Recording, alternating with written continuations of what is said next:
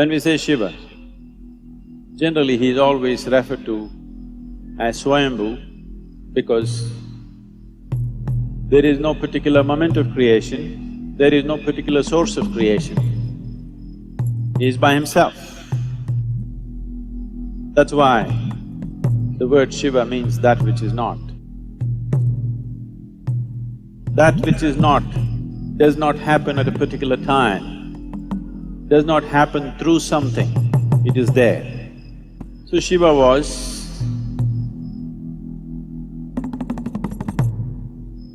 the creator. Brahma came and started creating. So various galaxies, the planets, the life forms, the humans, everything came forth out of him. Creation got into its grind of movement and Shiva, who was still,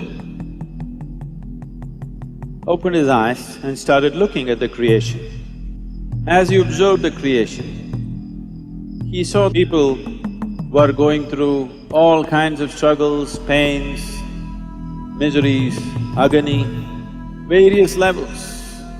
Here and there was little bit of pleasure and joy. So when he saw this, he did not like the creation. He looked around, then he saw Brahma was so absolutely proud of his creation, he was looking at his creation with great pride and joy. Then he found two eyes were not enough, so he popped one more head to look at this side, he didn't want to miss anything. Then he popped one more and one more. Then he popped a fifth head, like a crown for his pride, not to look at anything in particular, just to crown himself with an extra head. When Shiva saw that this Brahma is so gloating about such a miserable creation, he got mad. He attacked Brahma and plucked his fifth head out. Now he has only four, you know. Brahma screamed in pain and said, "Why are you doing this to me?" Then Shiva said, "Are you not ashamed of this creation that you have done? Everybody is suffering, people are going through all kinds of struggles. People are going through all kinds of miseries and pain and agony." Brahma said, "I have not created pain, nor have I created joy. I have just made it.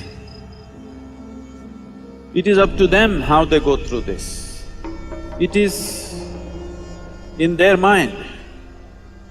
Then Shiva said, "Who created the mind? That is also your creation." Brahma said, "The mind has no attributes of its own, it is just there. People can make joy out of it or misery out of it. People can make agony out of it or ecstasy out of it, it's left to them."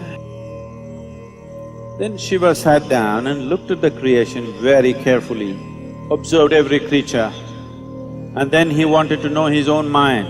So he closed his eyes and started looking at the nature of his own creation, his own mind. And when he realized, when his realization came to a certain absoluteness that actually creation is without attribute, each individual can make whatever he wants. The mind is attributeless. So when he realized this, then he became so ecstatic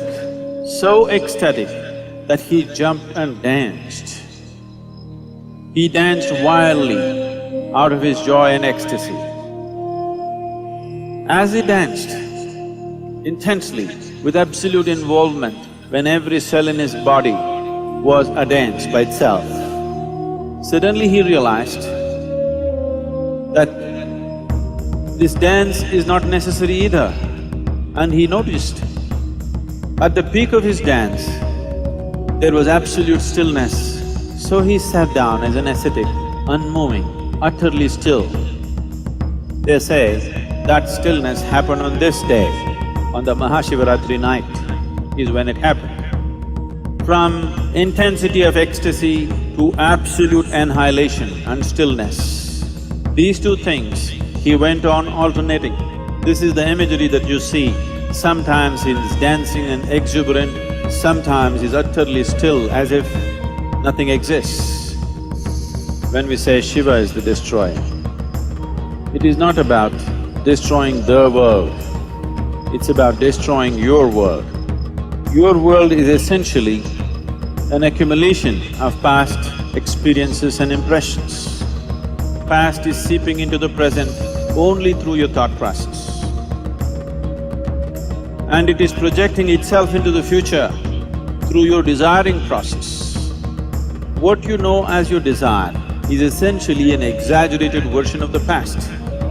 So the destruction of the past is the essential nature, because if you want to know the grandeur of the creation, that is possible only through the presently existing moment that is here right now. This is the only doorway. In utter stillness, there is no past. In absolute movement, there is no past. These are the two fundamental passages that Shiva found to give access to that which is creation and the source of creation.